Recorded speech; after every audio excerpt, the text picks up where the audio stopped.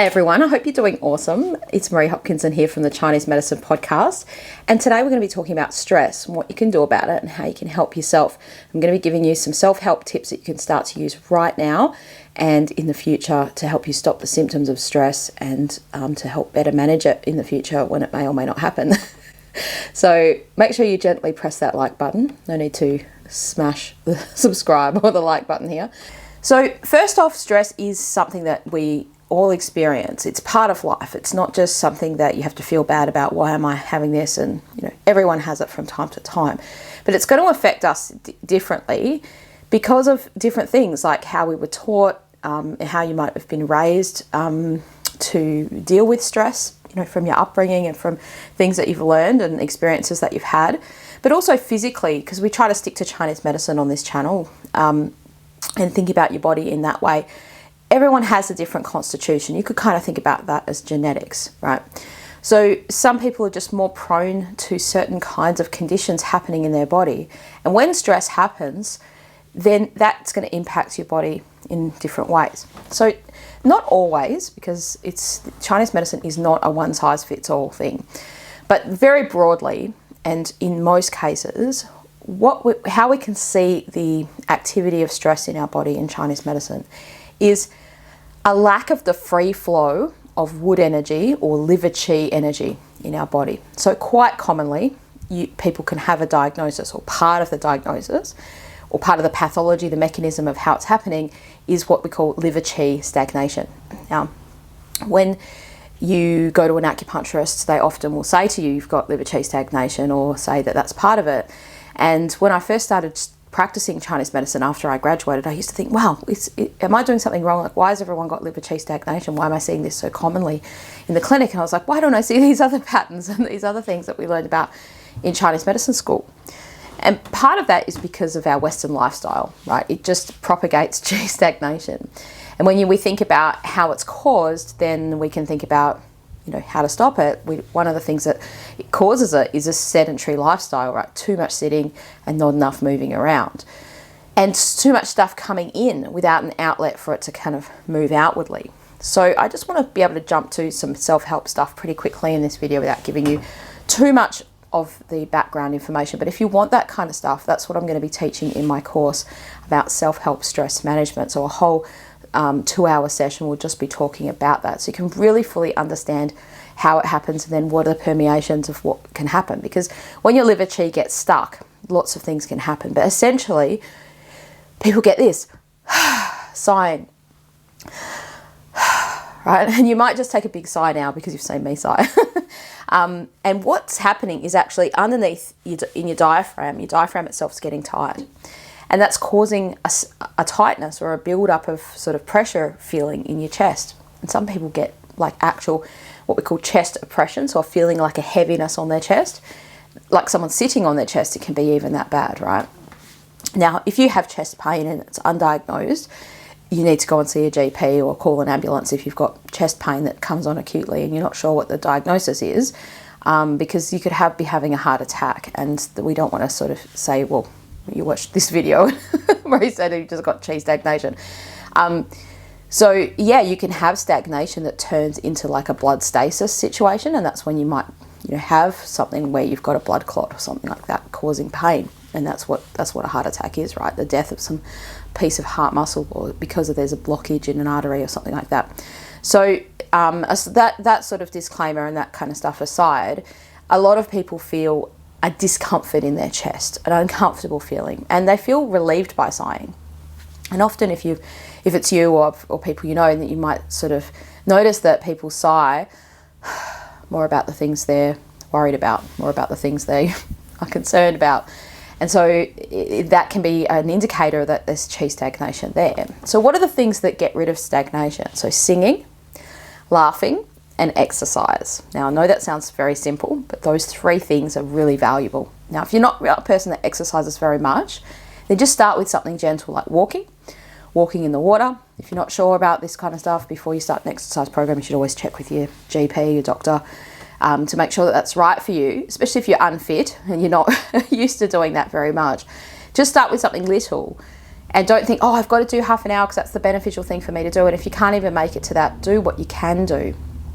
And you should feel better from doing exercise, right? You should feel more energy. Now, if you feel so tired after exercise, or you're so tired that you can't even get to doing exercise, you probably don't have chi stagnation. You've probably got a deficiency pattern. So you can still have stress and you can still be overwhelmed by the stress, but it's gone beyond kind of causing that kind of problem happening in your body. So that would be you know, you're not going to be able to get an advice from a YouTube video to kind of fix that. You need to see a practitioner because there's so many different reasons, or you know, herbal formulas or acupuncture treatments that would be used. It's not a one size fits all to kind of treat that, but it is possible to address those things with herbs. So if you've got to the point where you're just feeling so tired that you can't do exercise, one of the symptoms of chi stagnation is that when you do exercise, it feels better. So if it doesn't feel better when you do exercise, like somewhat better at least, then it's probably not chi stagnation. It's probably more a deficiency than an excess kind of problem. So what is the chi of the liver doing? It's supposed to be flowing freely. It's supposed to be moving. And particularly in springtime, so I'm in Perth now and this is springtime, so it's supposed to be flowing freely. And if it's not, if there's that lack of free flow, then there's blockage, there's stagnation. And so what happens with stress is sometimes it can manifest in different ways, depending on maybe pre-existing problems. So if you already have headaches, or you already have a tight neck or stiff shoulders or something like that, and then stress happens, often the stress flares up these other health problems, or these pre-existing health problems. Now, why does it do that? Because you've already got a blockage or a stagnation there, or you've already got some kind of issue there, maybe even a deficiency kind of issue. And then when that stress happens, that free flow that's supposed to be moving and basically bringing the chi or the energy to those areas, bringing the blood flow to those areas, not able to do that as well because it's blocked, because it's stuck. And so therefore you get that kind of problem happening. So there are some acupressure points that you can use. I'm going to give you a couple of points. There's probably about 20 points you could choose from. Now I'm not going to give you them all in this video because the video would take a long time. But there's a few points that I commonly give people. So one is if you're feeling anxious and sort of worried and uptight from stress, then the points across the wrist are useful ones. So your pericardium channel goes through the middle of your hand and your heart channel goes down the ring finger side of your hand. And if you go across your wrist and you sort of put my wrist in the middle here, and you can kind of go right in the center there between two tendons, that point is a good one. That's called pericardium 7. And you can just kind of press it. So I can either push my wrist into the point.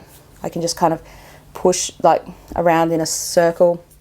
And when you do acupressure, that's pressing the acupuncture points, you should either feel a feeling as if you're getting the acupuncture, like that achy, tingly heaviness. If you combine the acupressure with lying down, and you can kind of do some meditation, or even like sometimes there's like self-hypnosis apps or things like that that can kind of help to relax you, or even just listening to some calming music. You may want to press those points, and at the same time as pressing them, you can like imagine yourself having a treatment. So you can imagine yourself having a treatment while you're lying down and pressing these points yourself.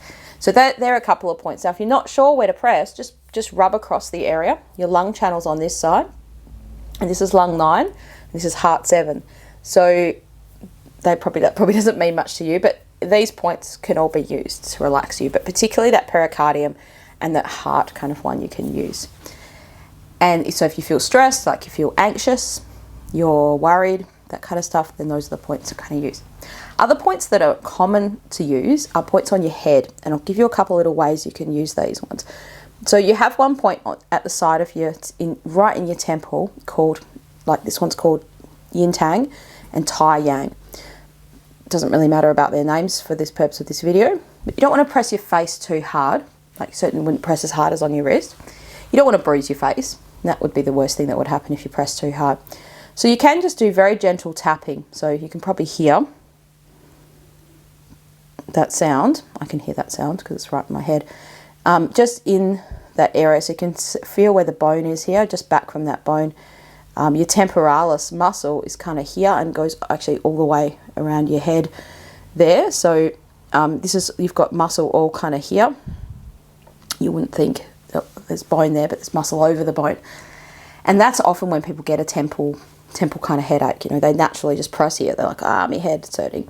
So you can just use your 2 fingers to press either side of that. You can do circular movements and that kind of stuff. The other one is called Tai Yang. Now you can just press that point. You could have someone else press it on you. It's quite lovely to have someone else press it on you. Or you can pinch it up. So you can pinch together, 2 fingers up together and squeeze kind of upwards. And you squeeze it together and then pull, sort of squeeze together, pull up a little bit and down. So just what you saw me do then. And you'll see that my face has probably gotten a bit red from doing that. That's quite normal. That's what should happen. So those are some points that you could use for any kind of stress or just worry, that kind of thing. And they're easy to find on yourself because your hands and your head, you can usually find those points, do those points on yourself.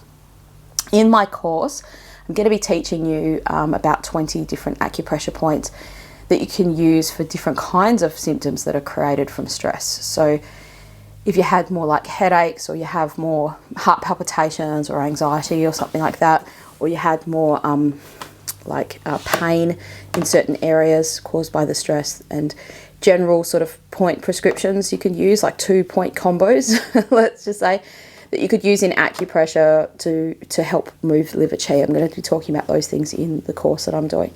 Today is actually the Australian recognition of Stress Day. I don't know if it's an international day, I think it's just a national day, but it's like Awareness of Stress Day. So I thought I'd make this video to give you some free self-help tips about stress. So the first 3 things are singing, laughing and exercise, right? Get your body moving, and the singing and the laughing kind of gets things moving through your diaphragm. And it helps you kind of do that. So if you're not really into doing a lot of exercise, just start doing walking in the pool. If you know how to swim, you could do some swimming. You could do some stretching. You could, do some yoga, like those kinds of things. Just being able, just moving your body, even just doing a little bit of stretching, going for a walk and doing a few stretches will be super beneficial if you haven't done that before. Now, if you're fit and you're able to do exercise, then do what pushes your limits to the point where you feel like you've moved your body, and you'll kind of know what works for you, and you'll know what feels good for you. In summer times, in Chinese medicine, we think you can exercise, and you should be exercising a lot more.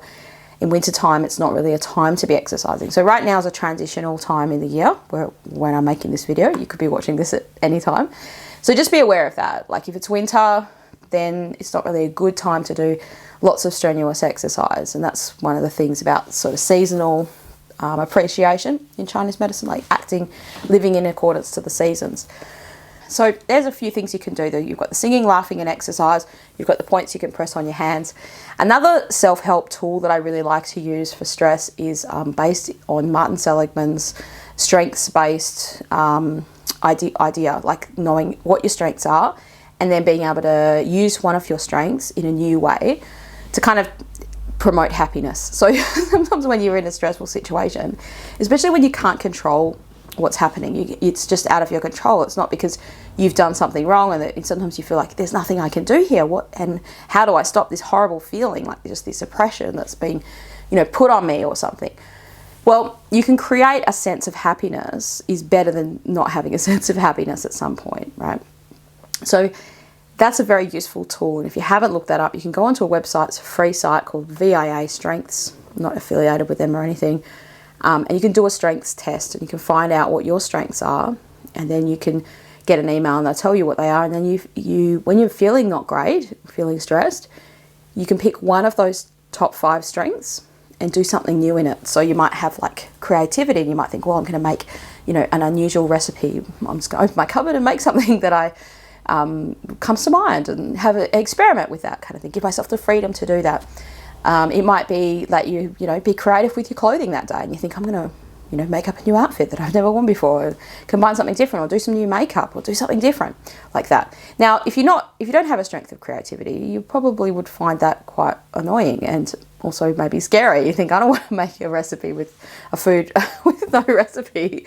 But if you have a strength like appreciation of beauty, you might want to clean up a room and redecorate your room, make it really beautiful. Go to the shops and just buy some cushions, and that brings you joy and happiness. Go to an art gallery and look at beautiful things. If you have a strength of humanity or compassion or kindness, those are all similar strengths, slightly different. Maybe even justice. You might just feel good about doing something good for the community, or getting involved in your local parents' group at your school, or doing something good for society can really be helpful. Go and volunteer at a homeless thing. Those kinds of things can be really helpful, especially if it's tapping into what your strengths are. So I hope this video has been useful and helpful to you, and I would love it if you subscribe to the channel if you haven't already, and you can hit that like button. You don't need to smash it. You can just gently press it. Hopefully you're calming at this point of the video. You're feeling more calm than you were at the start of the video. So please don't smash the like button, just gently press it, and everyone will be happy. So I hope that you have a great day, and I'll put the link to my new course below. And so if you're watching this, you can check out the course, and I hope to see you soon and join me for the course. Okay, let's make a video.